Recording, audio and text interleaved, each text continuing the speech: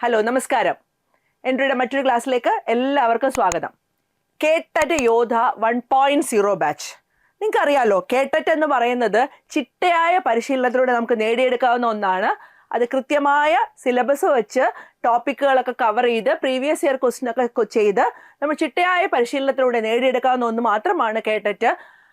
നിങ്ങളുടെ കഠിനാധ്വാനമല്ല വേണ്ടത്, സ്മാർട്ട് വർക്കാണ് വേണ്ടത്. അതോടൊപ്പം തന്നെ ചിട്ടയായ പരിശീലനം. നമുക്ക് ക്ലാസ്സിലേക്ക് കടക്കാൻ സമയം കളയേണ്ട. ഞാൻ പത്മശ്രീ രാധാകൃഷ്ണൻ. ഒന്നാമത്തെ ചോദ്യം, ടു കിങ്ഡം ക്ലാസിഫിക്കേഷൻ ആവിഷ്കരിച്ചത് ആര്? ആരാണ് ടു കിങ്ഡം ക്ലാസിഫിക്കേഷൻ ആവിഷ്കരിച്ചത്? ഈ ടു കിങ്ഡം ക്ലാസിഫിക്കേഷൻ ആവിഷ്കരിച്ചത് ആരാണെന്ന് പറയുന്നതിന് മുമ്പ് ടു കിങ്ഡം ക്ലാസിഫിക്കേഷൻ ശേഷം 3 കിങ്ഡം ക്ലാസിഫിക്കേഷൻ വന്നു, 4 കിങ്ഡം ക്ലാസിഫിക്കേഷൻ വന്നു, 5 കിങ്ഡം ക്ലാസിഫിക്കേഷൻ വന്നു, 6 കിങ്ഡം ക്ലാസിഫിക്കേഷൻ വന്നു. നമ്മളിപ്പോൾ പഠിക്കുന്നത് 5 കിങ്ഡം ക്ലാസിഫിക്കേഷനെ കുറിച്ചാണ്. റോബർട്ട് എച്ച് വിറ്റാക്കറിന്റെ 5 കിങ്ഡം ക്ലാസിഫിക്കേഷൻ ആണ് നമ്മൾ പഠിച്ചുകൊണ്ട് വരുന്നത്. പക്ഷെ 6 കിങ്ഡം ക്ലാസിഫിക്കേഷനും നിലവിലുണ്ട്. അപ്പോൾ 2 കിങ്ഡം ക്ലാസിഫിക്കേഷൻ കണ്ടെത്തിയത് ആരാണ് അല്ലെങ്കിൽ കണ്ടുപിടിച്ചത് ആരാണ്? Option A Carl Linnaeus, option B Robert Hooke, option C Robert Whittaker, option D Ernst Haeckel. ഇവരൊക്കെ ആരാന്ന് നോക്കാം അല്ലെ നമുക്ക്. ഒന്നാമത്തത് കോൾ ലിനേയസ്. അദ്ദേഹത്തിനെ കുറിച്ച് എല്ലാവർക്കും അറിയാം. ആധുനിക വർഗീകരണ ശാസ്ത്രത്തിന്റെ പിതാവാണ് കോൾ ലിനേയസ്. ആധുനിക വർഗീകരണ ശാസ്ത്രത്തിന്റെ പിതാവാണ് കോൾ ലിനേയസ്.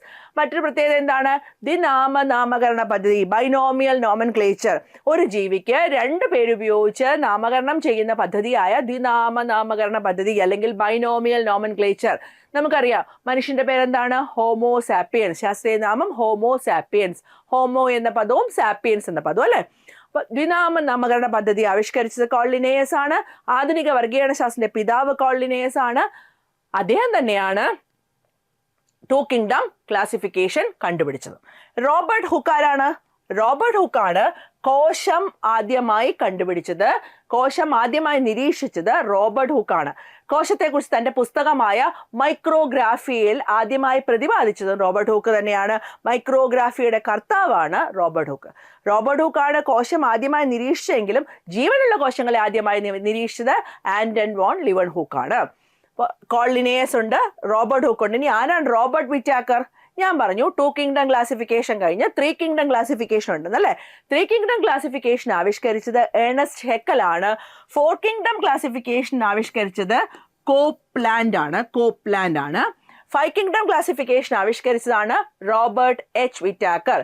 6 കിങ്ഡം ക്ലാസിഫിക്കേഷൻ ആവിഷ്കരിച്ചത് കോൾ വൂസ്. ഇവരുടെയൊക്കെ പേര് പഠിച്ചോളാം. 2 kingdom classification Carl Linnaeus, 3 kingdom classification Ernst Haeckel, 4 kingdom classification Copeland, 5 kingdom classification Robert H Whittaker, 6 kingdom classification Carl Woese. അപ്പൊ ഇനി ഏണസ്റ്റ് ഹെക്കൽ ആരാന്ന് പ്രത്യേകിച്ച് പറയണ്ടല്ലോ. അപ്പൊ കോൾ ലിനേയസ് ആണ് 2 കിങ്ഡം ക്ലാസിഫിക്കേഷൻ ആവിഷ്കരിച്ചത്. റോബർട്ട് ഹുക്ക് ആണ് ജീവനില്ലാത്ത കോശങ്ങൾ ആദ്യമായി നിരീക്ഷിച്ചത്. ജീവനുള്ള കോശങ്ങളെ ആദ്യമായി നിരീക്ഷിച്ചത് ആന്റൺ വോൺ ലിവൺ ഹുക്ക് ആണ്. 5 കിങ്ഡം ക്ലാസിഫിക്കേഷൻ റോബർട്ട് എച്ച് വിറ്റാക്കറിന്റെ സംഭാവനയും 3 കിങ്ഡം ക്ലാസിഫിക്കേഷൻ ഏണസ്റ്റ് ഹെക്കലിന്റെ സംഭാവനയുമാണ്. ഈ ചോദ്യത്തിന് ഉത്തരം ഏതാണ്? Option A Carl Linnaeus. 2 kingdom classification ആവിഷ്കരിച്ചത് കോൾ ലിനേയസ്.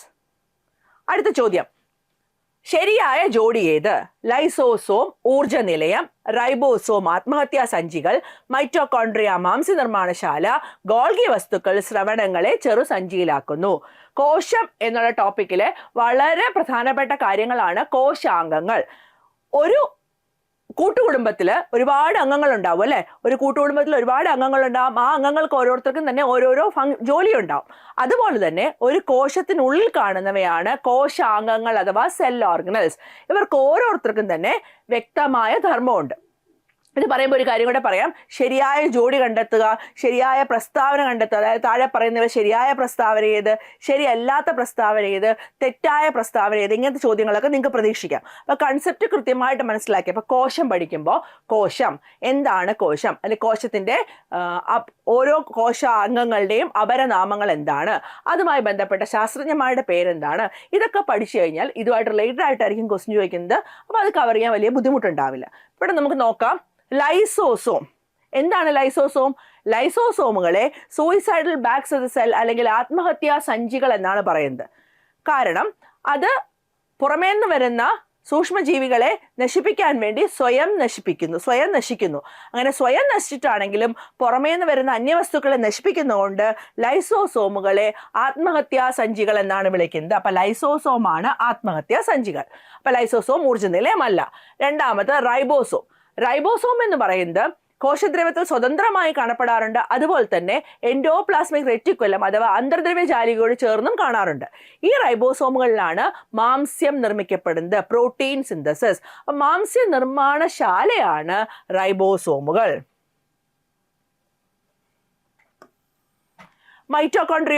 മൈറ്റോകോൺട്രിയ എന്ന് പറഞ്ഞാൽ ഒരു കോശത്തിൽ ഊർജം ഉൽപ്പാദിപ്പിക്കുകയും സംഭരിക്കുകയും വിതരണം ചെയ്യുകയും ചെയ്യുന്നത് മൈറ്റോകോൺട്രിയയിലാണ്. അതുകൊണ്ട് മൈറ്റോകോൺട്രിയയാണ് ഊർജ നിലയം, power house of the cell എന്ന് പറയുന്നത്. മൈറ്റോകോൺട്രിയയാണ് ഊർജ്ജ നിലയം. മൈറ്റോകോൺട്രിയയിൽ ഊർജം വിതരണം ചെയ്യുകയും സംഭരിക്കുകയൊക്കെ ചെയ്യുന്നത് ATPയുടെ രൂപത്തിലാണ്. ATP, adenosine triphosphate. ഈ അഡിനോസിൻ ട്രൈഫോസ്ഫേറ്റിനെയാണ് ഊർജ നാണയം അഥവാ energy currency of the cell എന്ന് പറയുന്നത്. നമുക്ക് പൈസ ആവശ്യമുള്ളപ്പോൾ കറൻസിയാണ് നമ്മൾ കൊടുക്കുക അല്ലെ. അപ്പൊ അതുപോലെ തന്നെ ഇവിടെ ഊർജ്ജം ആവശ്യമുള്ളപ്പോൾ കൊടുക്കുന്നതാണ് ഊർജ നാണയമായ ATP.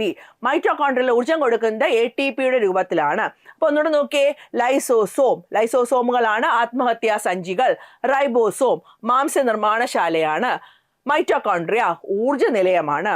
നമ്മുടെ ഗോൾഗി വസ്തുക്കൾ, കാമിലോ ഗോൾഗി കണ്ടുപിടിച്ച ഗോൾഗി വസ്തുക്കൾ ശ്രവണങ്ങളെ ചെറുസഞ്ചിയിലാക്കുന്നു, സെക്രീഷൻ. അതാണ് അവയുടെ ധർമ്മം. അവയുടെ ശരിയായ ജോഡി ഏതാണ്? ഗോൾഗി വസ്തുക്കൾ ശ്രവണങ്ങളെ ചെറുസഞ്ചിയിലാക്കുന്നു.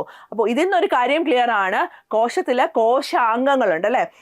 കോശാംഗങ്ങൾ മാത്രമല്ല, പ്ലാസ്മ സ്തരം തൊട്ട് കോശദ്രവ്യം, അതുപോലെ തന്നെ ജീവദ്രവ്യം, മർമ്മം, മൈറ്റോകോൺട്രിയ, റൈബോസോം, ലൈസോസോം, ഗോൾഗി വസ്തുക്കൾ, ഇതെല്ലാം ഫേനം, ഇതെല്ലാം നമ്മൾ ഓരോ കോശാംഗങ്ങളും അവയുടെ ധർമ്മവും പഠിക്കേണ്ടതുണ്ട്. ഓരോ ടോപ്പിക്കും പ്രത്യേകം പറയാം, എംഫസിസ് കൊടുത്ത് പഠിക്കേണ്ടത് കോശവുമായി ബന്ധപ്പെട്ട ശാസ്ത്രജ്ഞന്മാരുടെ പേരും കോശങ്ങളുടെ അപരനാമങ്ങളും ഒക്കെ വ്യക്തമായിട്ട് മനസ്സിലാക്കണം. ഇവിടെ ഉത്തരം ഏതാ? ശരിയായ ജോഡിയാണ് ഗോൾഗി വസ്തുക്കൾ ശ്രവണങ്ങളെ ചെറുസഞ്ചിയിലാക്കുന്നു. Option D. മൂന്നാമത്തെ ചോദ്യം, ധമനികളെ സംബന്ധിച്ച് ശരിയായ പ്രസ്താവന ഏത്? നമുക്കറിയാം, മനുഷ്യന്റെ ശരീരത്തിലെ രക്തക്കുഴലുകളെ മൂന്നായി തരംതിരിക്കാം. ധമനികളെന്നും സിരകളെന്നും രക്തലോമികളെന്നും. ധമനികൾ എന്ന് പറഞ്ഞാൽ സാധാരണ എപ്പോഴും ധമനികൾ എന്താണെന്ന് ചോദിക്കുമ്പോൾ സ്ഥിരമായിട്ട് പറയുന്ന ഒരു ഉത്തരവാണ് ശുദ്ധരക്തം വഹിക്കുന്നവയാണ്. എന്നാൽ അത് ശരിയായ പ്രസ്താവനയല്ല. കാരണം ശുദ്ധരക്തം വഹിക്കുന്ന എല്ലാ രക്തക്കുഴലുകളെയും നമുക്ക് ധമനി എന്ന് വിളിക്കാൻ പറ്റില്ല. പക്ഷേ ധമനിക്കുള്ള കൃത്യമായ നിർവചനം എന്ന് പറയുന്നത് ഏതൊക്കെ രക്തക്കുഴലുകളാണോ ഹൃദയത്തിൽ നിന്ന് രക്തത്തെ വഹിച്ചു കൊണ്ടുപോകുന്നത് ആ രക്തക്കുഴലുകളെയാണ് ധമനികൾ എന്ന് പറയുന്നത്. അപ്പൊ ഹൃദയത്തിൽ നിന്ന് രക്തം വഹിക്കുന്ന രക്തക്കുഴലുകളാണ് ധമനികൾ.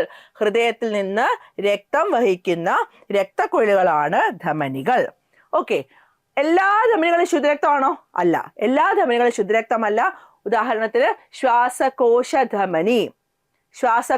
ധമനി ശുദ്ധരക്തമല്ല വഹിക്കുന്നത്, അശുദ്ധ രക്തമാണ് വഹിക്കുന്നത്. അപ്പൊ ശുദ്ധരക്തം വഹിക്കുന്ന രക്തക്കുഴലുകളാണെന്ന് നമുക്ക് പറയാൻ പറ്റില്ല.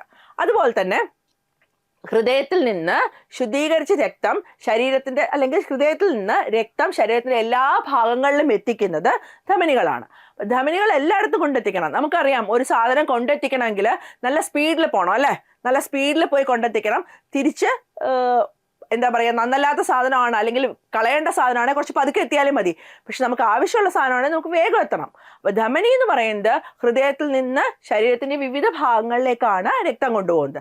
അതുകൊണ്ട് തന്നെ ധമനികളിലെ രക്തത്തിന്റെ ഒഴുക്കും വേഗതയും കൂടുതലാണ്. അപ്പോൾ ഒഴുക്കും വേഗതയും കൂടുതലാണെന്ന് പറയുമ്പോൾ ഒഴുക്കും വേഗതയും കുറവാണെന്നുള്ള സ്റ്റേറ്റ്മെന്റ് തെറ്റാണ്. അപ്പൊ ഏതൊക്കെ സ്റ്റേറ്റ്മെന്റ് ആണ് ശരി? രക്തത്തിന്റെ ഒഴുക്കും വേഗതയും കൂടുതലാണ്, ഹൃദയത്തിൽ നിന്ന് രക്തം വഹിക്കുന്നു. രണ്ട് കാര്യങ്ങളാണ് ശരി, ഒന്നാമത്തെ സ്റ്റേറ്റ്മെന്റും നാലാമത്തെ സ്റ്റേറ്റ്മെന്റും. ധമനികളെ പറ്റി പറയുമ്പോൾ സിരകളെ പറ്റി കൂടി ഞാൻ പറയാം. അതായത് സിരകൾ എന്ന് പറയുന്നത് ഹൃദയത്തിലേക്ക് രക്തം വഹിക്കുന്ന രക്തക്കുഴലുകളാണ്. അതുപോലെ തന്നെ സിരകളില് രക്തത്തിന്റെ ഒഴുക്കും വേഗതയും ധമനികളുമായി താരതമ്യപ്പെടുത്തുമ്പോൾ കുറവാണ്. നമ്മൾ എന്താണോ ധമനി പഠിച്ചത് അതിന്റെ ഓപ്പോസിറ്റ് ആയിട്ട് പഠിക്കുക. എല്ലാ ധമനികളും ശുദ്ധരക്തം വഹിക്കുന്നു, ശ്വാസകോശ ധമനി അശുദ്ധരക്തം വഹിക്കുന്നു. എല്ലാ സിരകളും അശുദ്ധരക്തം വഹിക്കുന്നു, ശ്വാസകോശ സിര ശുദ്ധരക്തം വഹിക്കുന്നു. ഈ പോയിന്റ് ഓർത്തോളാം. ഇപ്പൊ ഇവിടെ ചോദ്യത്തിന്റെ ഉത്തരം ഏതാ? 1 2 1 3 1 4 2 4 ഏതാണ് ഉത്തരം? 1 4 ഒന്നും നാലുമാണ് ശരിയായ സ്റ്റേറ്റ്മെന്റ്. 1 4 ഏതായിരുന്നു? ഒന്നാമത്തത് രക്തത്തിന്റെ ഒഴുക്കും വേഗതയും കൂടുതൽ, നാലാമത്തത് ഹൃദയത്തിൽ നിന്ന് രക്തം വഹിക്കുന്നു. അടുത്ത ചോദ്യത്തിലേക്ക് കടക്കാം. ജീവകം എ സംബന്ധിച്ച് ശരിയായ പ്രസ്താവന ഏത്? ജീവകം എ സംബന്ധിച്ച് ശരിയായ പ്രസ്താവന ഏത്? 1 അഭാവം നിശാന്തതയ്ക്ക് കാരണമാകുന്നു. 2 പ്രതിരോധ കുത്തിവയ്പ്പുകളോടൊപ്പം നൽകുന്ന ജീവകമാണ്. 3 കരളിൽ സംഭരിച്ചു വെക്കുന്ന ജീവകമാണ്. 4 തണുപ്പിക്കുമ്പോൾ നശിക്കുന്ന ജീവകമാണ്. ജീവകം എ എന്ന് പറഞ്ഞാൽ റെറ്റിനോൾ. റെറ്റിനോൾ എന്ന് പറഞ്ഞാൽ റെറ്റിനോളിന്റെ പ്രത്യേകതകൾ പറയുകയാണെങ്കിൽ കണ്ണ്, ത്വക്ക്, മുടി ഇവയുടെയൊക്കെ വളർച്ചയ്ക്ക് വളരെ അത്യാവശ്യമായ സാധനമാണ്. ജീവകം എയുടെ അപര്യാപ്തത കൊണ്ടാണ് നിശാന്തത ഉണ്ടാവുന്നത്, നിക്ടലോപ്പിയ അല്ലെങ്കിൽ നൈറ്റ് ബ്ലൈൻഡ്നെസ് ഉണ്ടാവുന്നത്. നിക്ടലോപ്പിയ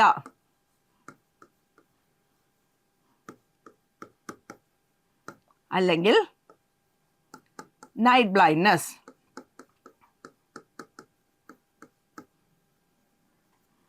നൈറ്റ് ബ്ലൈൻഡ്നെസ് ഉണ്ടാവുന്നത്.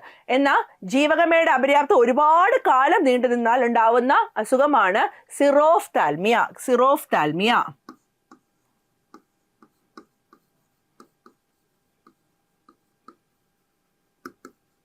സിറോഫ്താൽമിയ.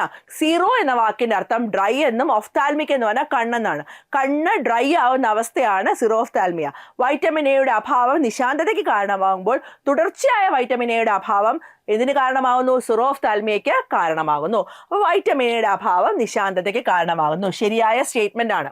പ്രതിരോധ കുത്തിവയ്പ്പുകളോടൊപ്പം നൽകുന്ന ജീവകമാണ് ജീവകം എ. കുട്ടികൾക്ക് പ്രതിരോധ കുത്തിവയ്പ്പ് നൽകുമ്പോൾ ഒപ്പം നൽകുന്ന ജീവകമാണ് ജീവകം എ. മൂന്നാമത്തത് കരളിൽ സംഭരിച്ചു വെക്കുന്ന ജീവകമാണ് ജീവകം എ. കരളിൽ സംഭരിച്ചു വെക്കുന്ന ജീവകമാണ് ജീവകം എ എങ്കിൽ കരളിന്റെ പ്രവർത്തനത്തിന് ആവശ്യമായ ജീവകം കെ ആണ് കേട്ടോ. അത് രണ്ടും മാറിപ്പോരുത്. കരളിൽ സംഭരിച്ചു വയ്ക്കുന്ന ജീവകം എ ആണ്. കരളിന്റെ പ്രവർത്തനത്തിന് ആവശ്യമായ ജീവകം കെ ആണ്. തണുപ്പിക്കുമ്പോൾ നശിക്കുന്ന ജീവകം നമുക്കറിയാം. എല്ലാ അവരുടെ പ്രവർത്തനത്തിനും ഒരു ഒപ്റ്റിമം ടെമ്പറേച്ചറും pH ഉണ്ട്. എന്നാലും തണുപ്പിക്കുമ്പോൾ നശിപ്പിക്കപ്പെടുന്ന ജീവകമാണ് ജീവകം കെ. എ അല്ല, ജീവകം കെ. അപ്പൊ ഈ സ്റ്റേറ്റ്മെന്റ് തെറ്റാണ്. ജീവകം എയെ സംബന്ധിച്ചപ്പോൾ ശരിയായ പ്രസ്താവനകൾ ഏതൊക്കെയാണ്? ജീവകം എയുടെ അപര്യാപ്തത അല്ലെങ്കിൽ അഭാവം നിശാന്തതയ്ക്ക് കാരണമാകുന്നു. പ്രതിരോധ കുത്തിവയ്പ്പുകളോടൊപ്പം നൽകപ്പെടുന്ന വൈറ്റമിൻ ആണ് അല്ലെങ്കിൽ ജീവകമാണ് ജീവകം എ. കരളിൽ സംഭരിച്ചു വെക്കുന്ന ജീവകമാണ് ജീവകം എ. തണുപ്പിക്കുമ്പോൾ നശിപ്പിക്കുന്ന ജീവകം കെ ആണ്. അപ്പൊ 1 2 3 എന്ന സ്റ്റേറ്റ്മെന്റ് ശരിയാണ്. നമുക്കിനി ഓപ്ഷനിലോട്ട് നോക്കാം. 1 2 3 ഇത് തന്നെയാണ് അവിടെയും കൊടുത്തിരിക്കുന്നത്. 1 3 4 2 3 4. നമുക്ക് ക്ലിയർ ആയിട്ടുണ്ടാവുമെന്ന് വിചാരിക്കുന്നു. ഉത്തരം മനസ്സിലായല്ലോ. 1 ഇവിടെ ഒന്നാമത്തെ അഭാവം നിശാന്തതയ്ക്ക് കാരണമാകുന്നു. പ്രതിരോധ കുത്തിവയ്പ്പോടൊപ്പം നൽകുന്നതാണ്. കരളിൽ സംഭരിച്ചു വെക്കുന്ന ജീവകമാണ്. 1 2 3 സ്റ്റേറ്റ്മെന്റും ശരിയാണ്.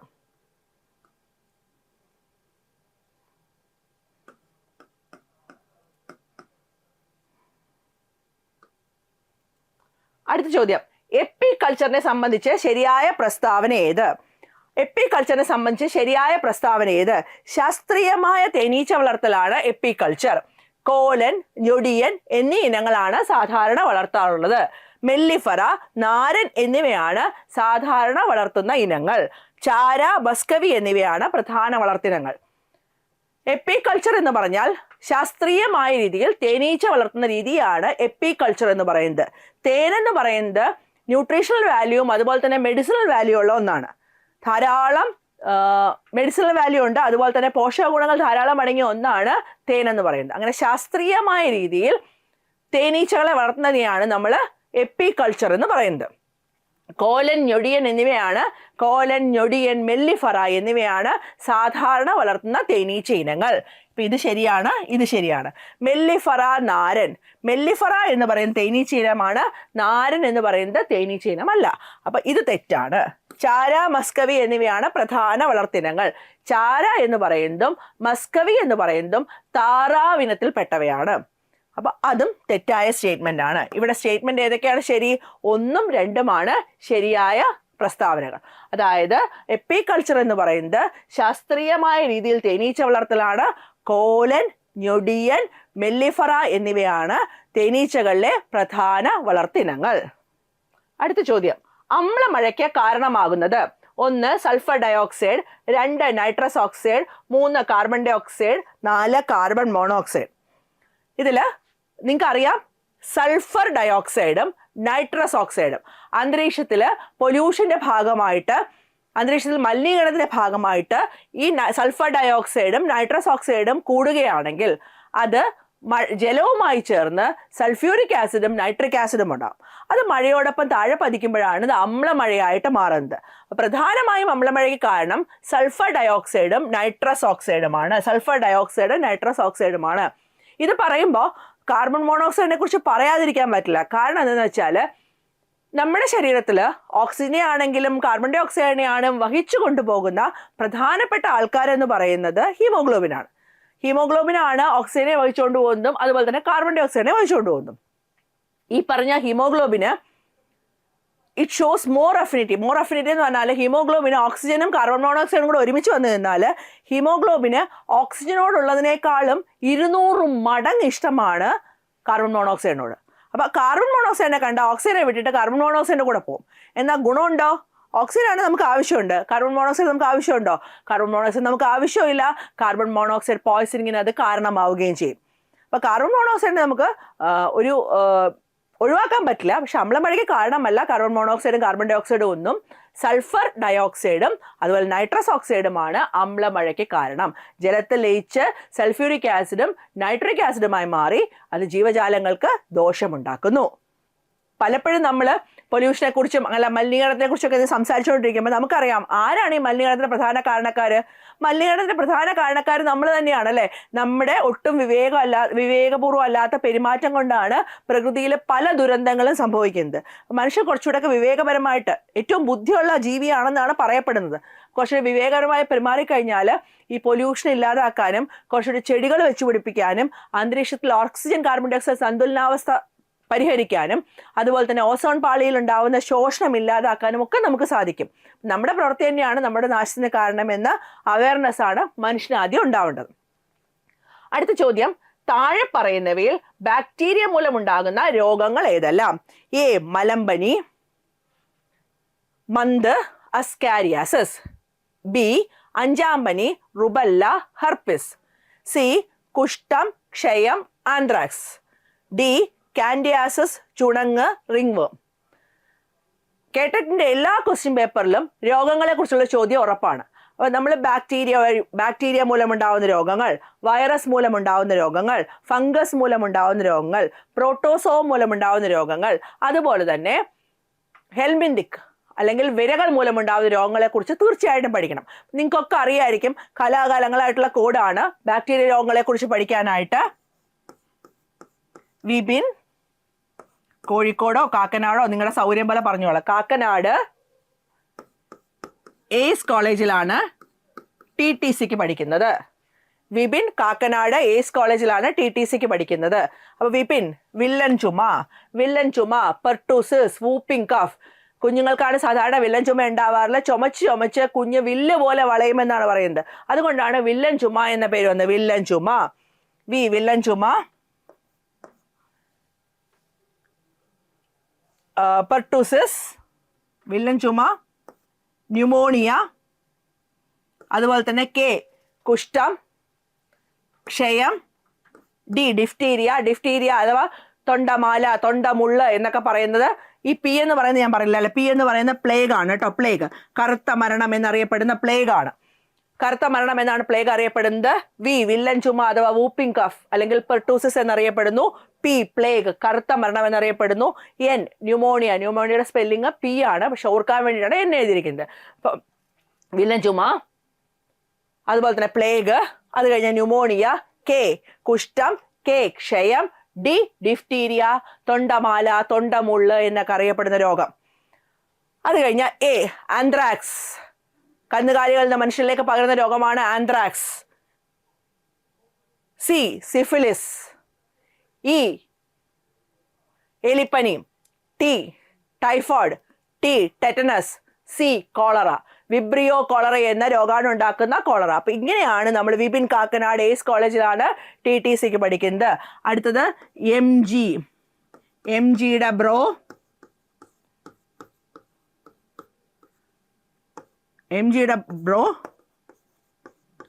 ബോട്ടണി പഠിക്കാൻ ട്രാക്ക് സൂട്ട് ഇട്ട് പോണത് കണ്ടു. അപ്പൊ നോക്കൂ, M meningitis, G gonorrhoea, D dermatitis, bronchitis, botulism, trachoma, conjunctivitis. അപ്പൊ ഇത്രയും ബാക്ടീരിയൽ രോഗങ്ങളാണ് നമ്മൾ ഓർക്കാനുള്ളത്.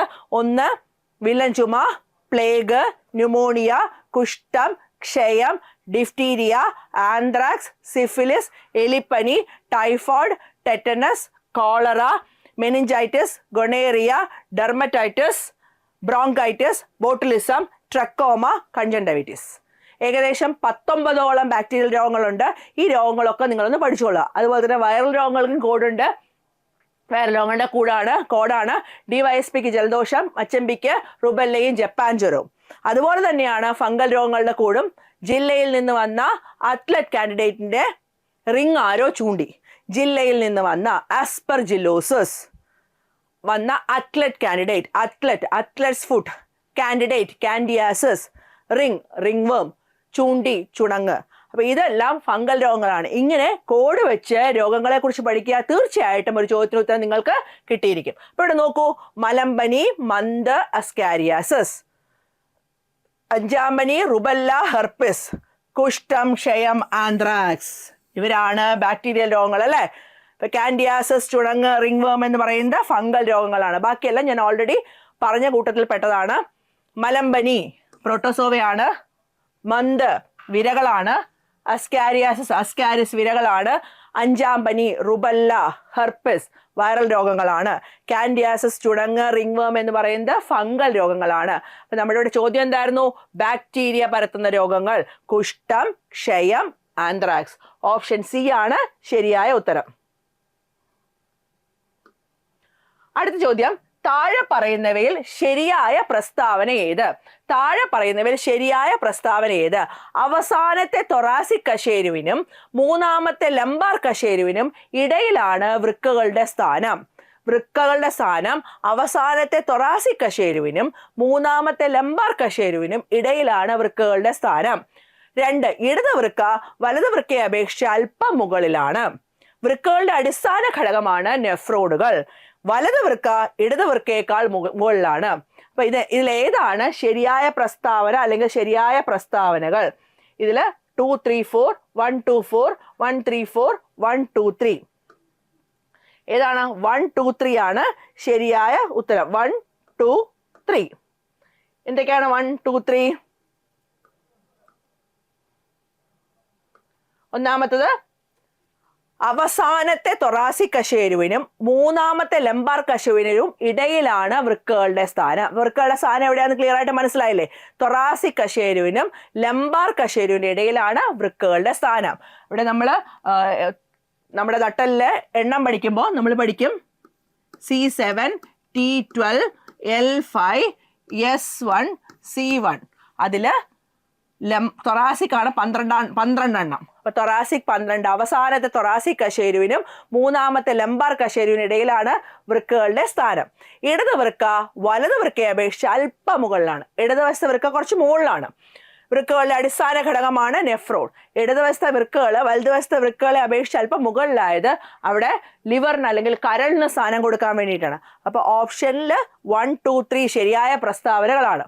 ഇത് സർവൈക്കൽ കഴുത്തിൽ കാണുന്നത്, തൊറാസിക്, ലംബാർ, സേക്രൽ, കോഡൽ.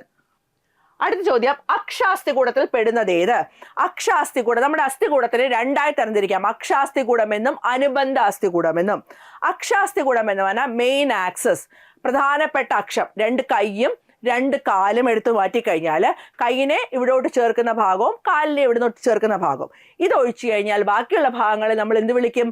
അക്ഷാസ്ഥികൂടം എന്ന് വിളിക്കും. അക്ഷാസ്ഥികൂടത്തിൽ ഏതൊക്കെ പെടും? 1. അക്ഷാസ്ഥികൂടത്തിൽ പെടുന്ന സ്കൾ അല്ലെങ്കിൽ കപാലം. കപാലത്തില് 8 അസ്ഥികളാണുള്ളത്.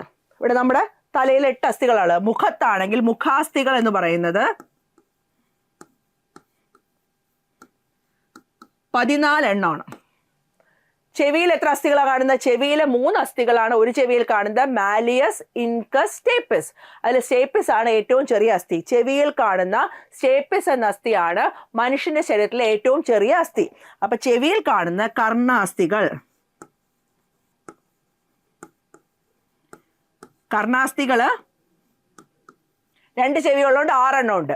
പിന്നുള്ളത് ഹയോയിഡ്. അപ്പൊ എത്രണ്ണമായി? 14, 8, 22, 6, 28, 1, 29. ഇനി നമുക്കുള്ളത് റിബ്സ് ആണ്, അല്ലെങ്കിൽ വാരിയെല്ലുകളാണ് കേട്ടോ. വാരിയെല്ലുകളെ കുറിച്ച് പറയുകയാണെങ്കിൽ നമുക്കറിയാം ഇതാണ് നമ്മുടെ മാറെല്ല് എന്ന് പറയുന്നത്. മാറെല്ലില് 1 മുതൽ 7 വരെ 1 മുതൽ 7 വരെയുള്ള വാരിയെല്ലുകള് എങ്ങനെയാണ്? ഡയറക്റ്റ് ആയിട്ട് നേരിട്ടാണ് മാറെല്ലുമായിട്ട് ബന്ധിപ്പിച്ചിരിക്കുന്നത്. അവരെയാണ് യഥാർത്ഥ വാരിയെല്ലുകൾ എന്ന് പറയുന്നത്, ട്രൂ റിബ്സ് എന്ന് പറയുന്നത്. 8 തൊട്ട് 10 വരെയുള്ളവര് ഈ യഥാർത്ഥ വാരിയെല്ലുകളുമായി ചേർന്നിട്ടാണ് മാറെല്ലുമായിട്ട് കണക്ട് ചെയ്തിരിക്കുന്നത്. അവർക്ക് ഡയറക്റ്റ് കണക്ഷൻ അല്ല, ഇവരുമായിട്ട് ചേർന്നിട്ടാണ്. മുകളിലത്തെ എണ്ണത്തില് 7ാമത്തെ ആളുമായിട്ട് ചേർന്നിട്ടാണ് അവർ ജോയിൻ ചെയ്തിരിക്കുന്നത്. അവരെയാണ് ഫാൾസ് റിബ്സ് എന്ന് പറയുന്നത്, അയഥാർത്ഥ വാരിയെല്ലുകൾ. എന്നാൽ 11ഉം 12ഉം ആവട്ടെ, 11ഉം 12ഉം എന്ത് ചെയ്തിട്ടില്ല? 11ഉം 12ഉം ഇവിടെ അറ്റാച്ച് ചെയ്തിട്ടേ ഇല്ല. അവരെയാണ് നമ്മൾ ഫ്ലോട്ടിംഗ് റിബ്സ് എന്ന് പറയുന്നത്. അപ്പൊ 12 വാരിയെല്ലുകളാണ് കാണുന്നത് ഒരു സൈഡില്, മറ്റേ സൈഡില് 12 വാരിയെല്ലുകൾ. അപ്പൊ വാരിയെല്ലുകളും അതുപോലെ തന്നെ വാരിയെല്ലുകൾ 12ഉം 12ഉം 24. അതിനോടൊപ്പം തന്നെ മാറെല്ലും ചേർത്താൽ എത്രയായി? 25.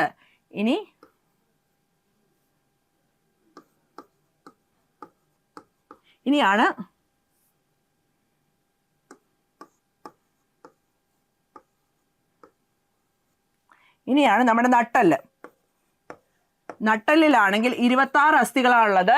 നേരത്തെ പറയണ്ടായി C7, കഴുത്തില് cervical 7, thoracic 12, lumbar 5, sacral 1, caudal 1. ഏറ്റവും താഴെയാണ് കോഡൽ റീജിയനിലെ വാലിന്റെ ഭാഗത്ത് 1. അങ്ങനെ 12, 7, 19, 19, 20, 25, 1, 26. എല്ലാം കൂടെ കൂട്ടി എത്രയായി? 25, 25, 51, 51, 80 അസ്ഥികൾ. അപ്പൊ അക്ഷാസ്ഥികൂടത്തിൽ 80 അസ്ഥികളാണ് കാണപ്പെടുന്നത്. എങ്ങനെയൊക്കെയാണ്? കപാലം അല്ലെങ്കിൽ തലയോട് 8, മുഖാസ്ഥികൾ 14, ചെവിയിൽ 6, ഹയോയിഡ് 1, അങ്ങനെ 29 എണ്ണം. നട്ടലാണെങ്കിൽ C7, T12, L5, S1, C1, C cervical, T thoracic, L lumbar, S sacral, C caudal. അങ്ങനെ 26 എണ്ണം. വാരിയെല്ലുകൾ 12 ജോഡി, 24, നടുക്കുള്ള മാറെല്ല് 1, അങ്ങനെ 25. അപ്പൊ ഈ അക്ഷാസ്ഥികൂടത്തിൽ പെട്ടത് ആരൊക്കെയാണെന്ന് നമുക്ക് നോക്കാം. അക്ഷാസ്ഥികൂടത്തിൽ വാരിയെല്ല് അക്ഷാസ്ഥികൂടത്തിൽ പെട്ടതാണ്. നട്ടല്ല അക്ഷാസ്ഥികൂടത്തിൽ പെട്ടതാണ്. തുടയല്ല അക്ഷാസ്ഥികൂടത്തിൽ പെട്ടതല്ല. അപ്പോ മാലിയസ് ചെവിയിലെയാണ്, അതാണ്. തോളല്ല, അല്ല.